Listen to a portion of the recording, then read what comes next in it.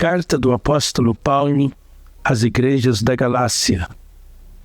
Esta carta, escrita por Paulo, está marcada de tristeza, de aborrecimento, de irritação para com os crentes que viviam na Galácia. Paulo fundou aquelas igrejas durante a sua primeira viagem missionária, conforme nós podemos ler no livro de Atos dos Apóstolos, capítulos 13, 14, 15 e 16. Ali essas igrejas são mencionadas e ali nós podemos ler um pouco do grande trabalho de evangelização, grande trabalho missionário deste grande pensador cristão, deste grande escritor, deste grande pastor, deste grande apóstolo.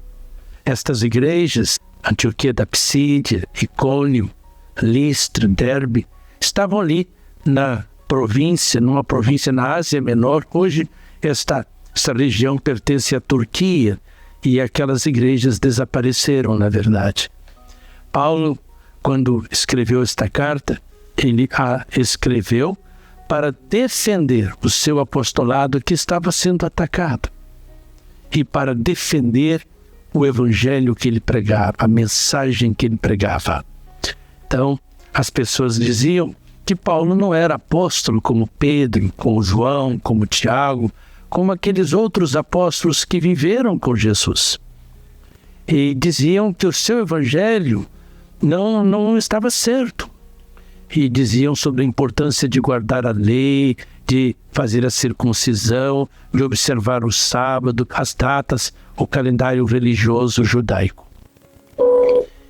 Então Paulo escreve com o coração cheio de tristeza e, por que não dizer também, de desapontamento, de raiva, de irritação para com aquelas igrejas, para com aqueles crentes e para com aqueles falsos mestres que estavam fazendo acusações duras contra ele e acusações e críticas profundas, sérias e danosas ao evangelho que o apóstolo Paulo pregava.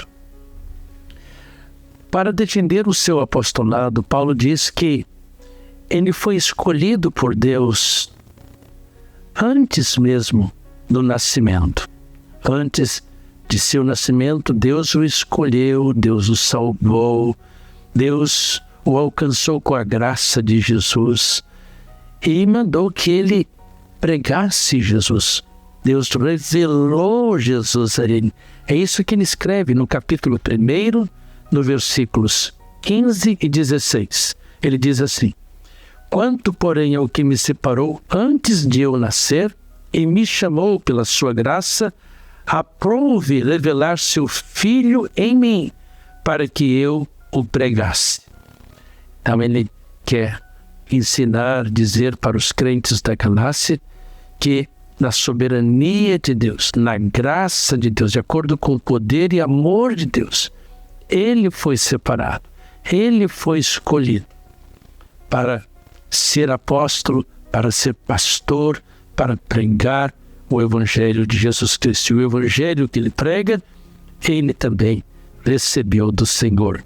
Ele diz, por exemplo, no versículo 11 do capítulo 1, faço-vos, porém, saber, irmãos, que o evangelho por mim anunciado não é segundo o homem. Não vem de Pedro, não vem da igreja em Jerusalém, não vem de João, não vem de Tiago, não vem de Barnabé, vem do próprio Deus, vem do próprio Senhor Jesus Cristo. No capítulo 1, no versículo 1, o apóstolo Paulo diz: Paulo, apóstolo, não da parte de homens, nem por intermédio de homem algum, não de Pedro, não pertenço a Pedro, meu apostolado não procede dele, não tem origem nele. Paulo está usando aqui na língua grega, na gramática grega, duas declinações que nós temos aqui, o genitivo e o ablativo. Estes substantivos que nós temos aqui, apóstolo, mas que não pertence a Pedro. O genitivo dá essa ideia de pertencimento, de posse. E de origem, o ablativo. Não tem origem em Pedro, não tem origem em homem algum, na verdade, em João, em Tiago. Possivelmente ele estivesse pensando nesses apóstolos. Sim, é verdade. Ele chega a dizer, no capítulo 2, no versículo 6, o seguinte: e quanto àqueles que pareciam ser de maior influência, quem eram esses? Pedro, Tiago, João, Barnabé. Ele diz: esses, digo, que me pareciam ser alguma coisa, nada me acrescentaram. Então, ao longo desta carta, você vai poder ler depois com calma e verificar que ele afirma e reafirma com toda a convicção, com toda a veemência, a sua independência de Pedro, a sua independência de João, de Tiago, da igreja de Jerusalém, e a sua dependência 100% de Jesus, de Deus o Pai, que se revelou a ele, que teve misericórdia dele, que o escolheu antes mesmo de seu nascimento para este ministério. Que maravilha! Ele diz para as igrejas da Galácia, no capítulo 1, versículo 6, 7, 8 e 9, ele diz o seguinte: admira-me que estejais passando tão depressa daquele que vos chamou na graça de Cristo para outro evangelho. Aqui nós temos uma ironia, um sarcasmo. Admira-me. O verbo admirar é um verbo afirmativo, maravilhar-se.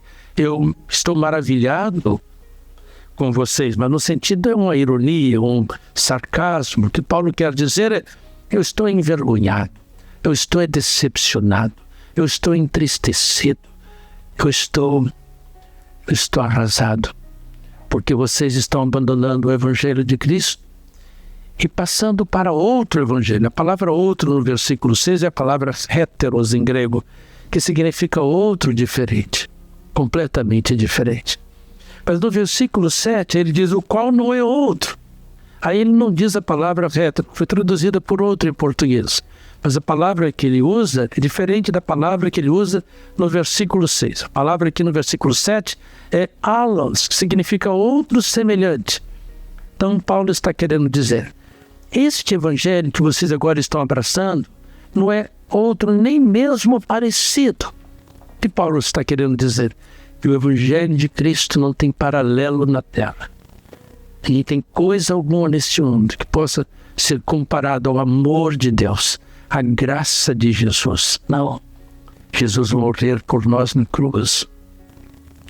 Os falsos mestres, os crentes da igreja da Galácia, estavam abraçando a ideia, o ensino de que eles, para serem salvos, precisavam de Cristo, mas não apenas de Cristo. Precisavam da lei, precisavam da observação do sábado, do calendário religioso judaico, da circuncisão. Então Paulo diz para eles que eles estão totalmente enganados. No capítulo 3, por exemplo, versículo 1, Paulo diz: ó Gálatas insensatos. No versículo 13 ele diz: sois assim insensatos, que tendo começado no Espírito, estejais agora vos aperfeiçoando na carne. Uma outra ironia, um outro sarcasmo que Paulo fala e usa para eles. Como é que é isso? Vocês começam no Espírito e agora estão fazendo doutorado na carne? É isto? É isto mesmo que vocês estão passando para mim? Que vergonha! Então, Paulo fala, por exemplo, no capítulo 4, guardais dias e meses e tempos e anos. Capítulo 4 de Gálatas, versículo 10. E ele diz no versículo 11: receio de vós tenha eu trabalhado em vão para convosco, porque vocês estão agora preocupados com a lei, com a dieta judaica, com tudo isso. Não, a lei não pode salvar vocês, mas Cristo salva. No versículo 12, o apóstolo Paulo usa de uma hipérbole. Na verdade, ele diz: tomara até que se mutinem os que vos incitam à rebeldia. Na verdade, Paulo está falando: como seria bom se vocês castrassem aqueles que estão insistindo com vocês para que vocês sejam circuncidados para receberem a salvação de Deus. Que carta extraordinária! Mas o apóstolo Paulo, ele tem grande amor pelos Gálatas. Está triste, está decepcionado, está envergonhado, mas nós encontramos a ternura de Paulo em expressões como esta do capítulo 4, versículo 19. Paulo diz: meus filhinhos, por quem de novo sofro as dores de parto, até ser Cristo formado em vós. Então o apóstolo Paulo espera que Cristo seja formado naquelas igrejas da Galácia, que eles tenham a imagem de Cristo, a estatura de Cristo, as marcas de Cristo, no Evangelho de Cristo na sua vida. O apóstolo Paulo, no capítulo 1 desta carta, deixa claro que ele pode mudar, e até um anjo pode mudar, mas que o Evangelho de Cristo, a salvação pela fé em Cristo Jesus, em Deus, na graça de Deus revelada em Cristo, esta mensagem, este Evangelho, este ensino não muda. Ele diz, por exemplo, no capítulo 1, no versículo 8, ele diz assim: mas ainda que nós, o mesmo anjo do céu, vos pregue outro Evangelho que vá além do que vos tenho pregado, seja anátema, seja maldito. Uma palavra dura. Essa palavra significa uma pessoa tão amaldiçoada que a morte produz a glória de Deus na verdade. Então Paulo está dizendo, olha, eu posso mudar. É uma hipótese. Não tem que ser apanhada literalmente, na verdade. Uma certa hipérbole aqui, é um exagero aqui. Nós encontramos aqui a nota do drama nessa figura de linguagem. Uma palavra dramática, na verdade, uma hipérbole. Ele diz, ainda que eu mude, ainda que o anjo Gabriel mude, que o anjo Miguel mude, olha, sejamos anátemas, mas o Evangelho não muda. Ele está baseado no Antigo Testamento. Ele quer ensinar para os Gálatas que a salvação pela fé tem as suas raízes na revelação bíblica, na Bíblia da igreja primitiva, que era o Antigo Testamento a Tanar. Então ele cita a Torá, por exemplo. Ele diz que a salvação pela fé em Deus encontra-se na Torá. Ele cita Gênesis capítulo 15, versículo 6. Em Gálatas capítulo 3, versículo 6, ele diz, é o caso de Abraão, que creu em Deus, e isso lhe foi imputado para a justiça. Então Abraão foi declarado justo não por causa da circuncisão, não por causa da lei, não por causa do calendário religioso do judaísmo, não. Abraão foi considerado justo, ok com Deus, sem dívida com Deus, por causa da sua fé em Deus. Ele diz que, ora, tendo a Escritura previsto que Deus justificaria pela fé os gentios, preanunciou o Evangelho a Abraão. O Evangelho que ele prega, diz Paulo no versículo 8 do capítulo 3 de Gálatas. Este Evangelho tem suas raízes lá na Torá. No versículo 11, o apóstolo Paulo disse o seguinte, é evidente que pela lei ninguém é justificado, ninguém é declarado justo pela lei diante de Deus, porque o justo viverá pela fé. Está citando Abacuque, então ele está citando a Torá e os profetas. Duas partes importantíssimas, as mais importantes do cânon hebraico, a Torá e o Neviim. Sim, os profetas, a lei e os profetas. Então ele está dizendo, a minha mensagem, o meu evangelho, o evangelho de Deus que eu prego, o evangelho de Jesus, tem suas raízes na palavra de Deus. Que coisa maravilhosa. No versículo 16, Paulo diz, as promessas foram feitas a Abraão e ao seu descendente, para O apóstolo Paulo, grande intérprete que ele era do Antigo Testamento, que conhecia de cor Atanar, ele diz, olha, esse descendente é Cristo. Ele diz isso. Ele diz, não diz aos descendentes de Abraão, como se falando de muitos, porém como de um só, e é o teu descendente, que é Cristo. Então, Paulo ensina que a aliança que Deus fez com Abraão, as promessas feitas a Abraão, se cumprem no descendente de Abraão, que é Jesus Cristo. Que mensagem maravilhosa! Então ele diz que judeus e gentios, servos e livres, homens e mulheres, velhos e jovens, todos somos um em Cristo Jesus. Capítulo 3, versículo 26. Todos vós sois filhos de Deus mediante a fé em Cristo Jesus. Versículo 28. Não pode haver judeu nem grego, nem escravo nem livre, nem homem nem mulher. Todos vós sois um em Cristo Jesus. Que coisa maravilhosa, que ensino extraordinário. O apóstolo Paulo diz que quando nós cremos em Jesus, Deus manda para nós o seu Espírito Santo. Versículo 6. E porque sois filhos, Deus enviou ao nosso coração o Espírito de seu Filho, que clama, Ave, Pai. Então nós recebemos o Espírito Santo de Deus.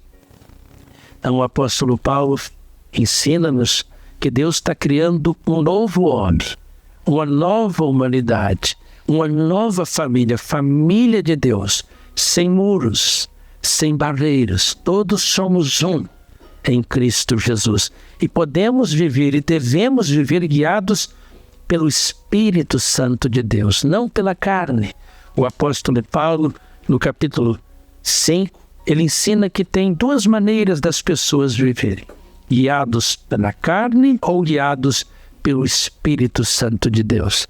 E ele diz então que o fruto do Espírito é amor, é alegria, é paz, é longanimidade, é benignidade, é bondade, é mansidão, é domínio próprio.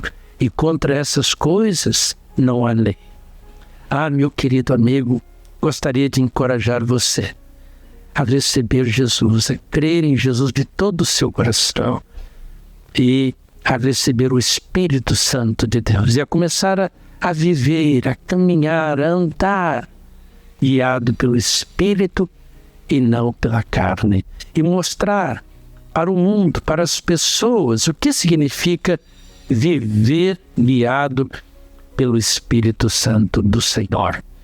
Paulo termina essa carta dizendo, versículo 14 do capítulo 6, mas longe esteja de mim gloriar-me, senão na cruz de nosso Senhor Jesus Cristo, pela qual o mundo está crucificado para mim e eu para o mundo. Paulo disse, já estou crucificado com Cristo. Vivo não mais eu, mas Cristo vive em mim. E a vida que agora vivo na carne, vivo na fé do Filho de Deus, o qual me amou e se entregou por mim. Gálatas, capítulo 2, versículo 20.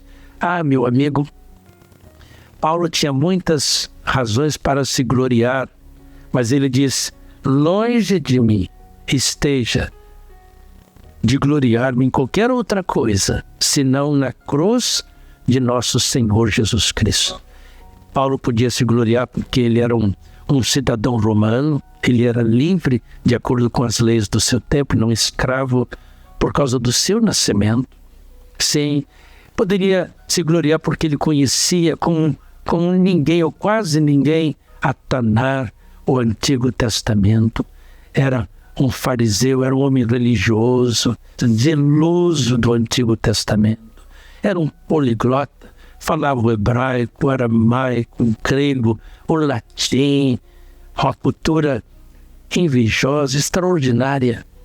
Mas ele não se gloria de coisa alguma dessas mencionadas aqui. Ele se gloriava na cruz de Cristo, porque ele conseguia ver o amor inigualável de Deus, a graça de Deus. Deus perdoando os seus pecados, Jesus morrendo por nós, por ele, por mim, por você. E no capítulo 6 de Gálatas, versículo 17, terminando a sua carta, ele diz: quanto ao mais, ninguém me moleste, ninguém me atire pedras, ninguém me perturbe, por favor, porque eu trago no corpo as marcas de Jesus. O apóstolo Paulo havia sofrido fisicamente por causa do seu trabalho apostólico, do seu trabalho pastoral, do seu trabalho missionário. Ele trazia no seu corpo as marcas de açoitamento, de castigo, de naufrágio. Talvez nós não tenhamos as marcas físicas de sofrer para Cristo, mas nós podemos ter as marcas espirituais de Cristo. O amor, a alegria, a paz, a paciência. Meu querido amigo, que você possa cultivar estas marcas, que você e eu possamos cultivá-las e revelar ao mundo as marcas de Cristo. Não as físicas, como Paulo as tinha, mas as espirituais. Porque é assim que seremos felizes e faremos outros também felizes no tempo e na eternidade. Um forte abraço.